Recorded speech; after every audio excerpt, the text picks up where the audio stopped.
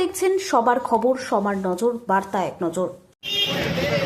Vote প্রচারে নেমে পড়লেন সপ্তগ্রামের সিপিএম প্রার্থী অনির্বাণ সরকার। গতকাল ভোটের নিবন্ধন প্রকাশ হয়েছে, তারপর আজ দুপুরে সিপিএমের পক্ষ থেকে বিভিন্ন জেলার প্রার্থীর নাম ঘোষণা হয়েছে। সেই মতো হুগলি জেলার সপ্তগ্রাম বিধানসভা সিপিএমের প্রার্থী হিসেবে থাকছেন অনির্বাণ সরকার। তার নাম ঘোষণা হওয়ার পরে ত্রিবেণীর মনসাতলা দলীয় কার্যালয় থেকে পায়ে হেঁটে তিনি জনসংযোগ কর্মসূচি সারবেন। বিভিন্ন ব্যবসায়ীদের কাছে তিনি হাত জোর করে আশীর্বাদ চাইলেন। তিনি বলেন, এর আগে তখন সিপিআইএমের বিধায়ক ছিল, পরে তৃণমূল বিধায়ক হয়েছে। এই ভোটেও আবার আমরা জিতব। বর্তমানে শিক্ষা, স্বাস্থ্য সবকিছুর অবস্থা খারাপ, তবে জেতার জন্য তিনি আশাবাদী। আরো কি বলছেন শুনবো। নাম ঘোষণা হওয়ার সাথে সাথেই দেখলাম রাস্তায় আজকে থেকে নেমে পড়েছেন, কি বলবেন? আমাদের তো বামপন্থী দল আমাদের, এবং আমাদের পার্টি ভারতের কমিউনিস্ট পার্টি মার্ক্সবাদী আজকে নির্বাচন গতকাল ঘোষণা হয়েছে। তার পরিপ্রেক্ষিতে আমাদের আজকে সমস্ত প্রার্থী ঘোষণা হয়েছে সারা রাজ্যব্যাপী, একদম কোচবিহার থেকে শুরু করে আমাদের সমস্ত জেলাগুলোতে এক দফা প্রার্থী ঘোষণা হয়েছে, দ্বিতীয় দফার আরও প্রার্থী ঘোষণা হবে।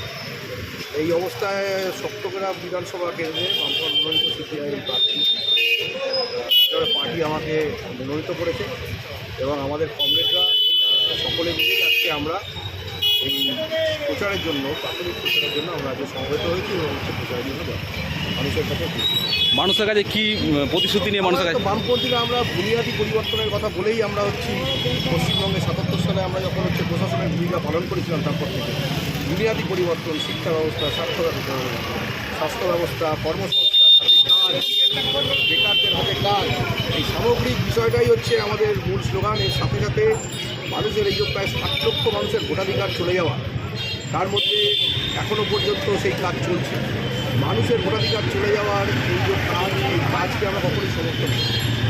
যে মানুষ ভারতবর্ষের মধ্যে আছেন, সেই মানুষের ভোটাধিকার রাখার জন্য যে লড়াই, সেই লড়াইয়ে আমাদের সমস্ত লড়াই, সেই লড়াইয়ের সাথে যুক্ত হয়েছে নদী, এবং সারা রাজ্যব্যাপী আমাদের এই লড়াই আমরা করছি। আমাদের কমরেডরা যেখানে যেরকমভাবে আছেন করছেন।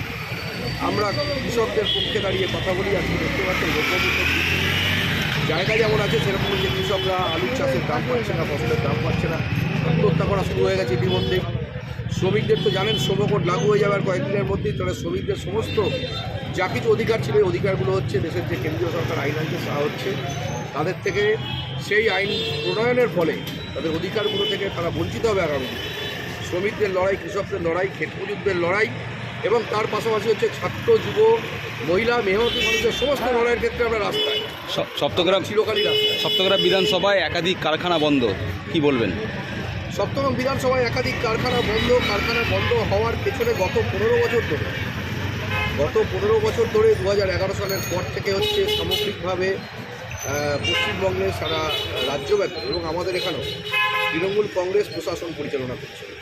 সুতরাং কারখানা বন্ধ, এবং তার ব্যাপারে খোলবার ব্যাপারে উদ্যোগগুলো শুধুমাত্র দেখানো উদ্যোগ কেন গ্রহণ করা হয়েছিল, কেন মানুষ আজকে দাঁড়িয়ে তাদের নিজস্ব, তাদের যে আত্মসম্মানের মধ্যে দিয়ে কর্মসংস্থান জোগাড় করতে পারছে না, তার দায়িত্ব তৃণমূল কংগ্রেসের প্রশাসনকে দিতে হবে। 2 দফায় ভোট, কি মনে হয় শান্তিপূর্ণভাবে ভোট হবে? ইলেকশন কমিশন সিদ্ধান্ত নিয়েছে 2 দফায় ভোট। আমাদের পার্টির লিডাররা এখানে গেছিলেন, আলাপ আলোচনা হয়েছে। ইলেকশন কমিশন নির্দিষ্টভাবে স্থিরীকৃত করেছে যে প্রথম পর্যায়ে যে ভোট হবে, দ্বিতীয় পর্যায়ে সবকটি জেলায় আমাদের দক্ষিণবঙ্গের মূলত সেখানে ইলেকশন তারা করবেন বলেছেন। আমরা ইলেকশন কমিশনের কাছে একটাই বক্তব্য, যে আমাদের ভোট যারা যাদের নাম এই অ্যাপ্লিকেশনের মধ্যে রয়েছে, এই বিষয়ে পরিষ্কার করতে হবে, এবং ভোট সবাইকে দিতে হবে। দেওয়ার অধিকারকে কখনোই বানচাল করা যাবে না। ভোট দেওয়ার অধিকারকে রাখতে হবে, এবং ভোট করাবার অধিকারকে মানুষ যাতে সঠিকভাবে ভোট দিতে পারে তার দায়িত্ব ইলেকশন কমিশন। মানুষ যাতে শান্তিপূর্ণভাবে নিজের অধিকার প্রয়োগ করতে পারে সেই ব্যবস্থাপনা তৈরি করার দায়িত্ব ইলেকশন কমিশনের। ইলেকশন কমিশনের নির্দেশে ভোট সুতরাং সেই মানুষকে পূর্ণ নিরাপত্তা দেওয়ার দায়িত্ব ইলেকশনের কমিশনের, যে গিয়ে পূর্ণ নিরাপত্তার মধ্যে দিয়ে তার স্বাধীনভাবে তার ভোটাধিকার প্রয়োগ করতে পারে। সেটা প্রয়োগ করার চেষ্টা করবে। এই আসনটা শাসক দলের দখলে ছিল 3 বার, কি মনে হয় জেতার জন্য কতটা? এই আসন আমাদের এক সময় ছিল বামফ্রন্টের পক্ষ থেকে 77 সালের পর থেকে এখানে কমরেড কবির সেনগুপ্ত, যাকে এলাকার মানুষজন পাখিরা বলেছিলেন, বয়স্ক মানুষ, আমাদের রাজ্যের বিদ্যুৎ মন্ত্রী ছিলেন, তিনি এখানে দীর্ঘদিন ধরে বিধায়ক ছিলেন। তারপরে এখানে আমাদের পার্টির পক্ষ থেকে, বামফ্রন্টের তরফে সিপিআইএম পার্টির পক্ষ থেকে আমাদের প্রধান শিক্ষক তিনি হচ্ছেন আশুতোষ মুখোপাধ্যায়, তিনি ছিলেন এখানে। সুতরাং ব্যাপারটা এরকম নয় যে হচ্ছে খালি 15 বছর হচ্ছে অন্য বিধায়ক আছেন, অন্য দলের বিধায়ক আছেন, এরকম বিষয় নয়। বামপন্থীদের এটা মাটি, বামপন্থীদের এই মাটিতে সারা রাজ্যে যেভাবে হচ্ছে দুর্নীতির মাধ্যমে এই সরকার চলাফেরা করেছে, তার বিরুদ্ধে লড়াই সংগ্রাম জারি করার জন্য বামপন্থীরা রাস্তায় ছিল, আবারও থাকবে। জেতার জন্য কতটা আশাবাদী? জিতলে কি করবেন? আমরা জেতার জন্য আশাবাদী, অনাশাবাদীর কোনো ব্যাপারই নেই, নিরাশাবাদীরও কোনো বিষয় নেই। কি করবেন জিতলে? প্রথম কাজ কি দিয়ে শুরু হবে? আমাদের বামফ্রন্টের নির্দিষ্ট নীতিসমূহ, আমাদের ইশতেহার, আমাদের করণীয় সমস্ত আমরা মানুষের কাছে নিয়ে যাব। তবে মূল যে কথা সে হচ্ছে শিক্ষা, স্বাস্থ্য, এই যে ব্যবস্থা, এই বুনিয়াদী যে ব্যবস্থা যা হচ্ছে একদম কিনারে চলে গেছে।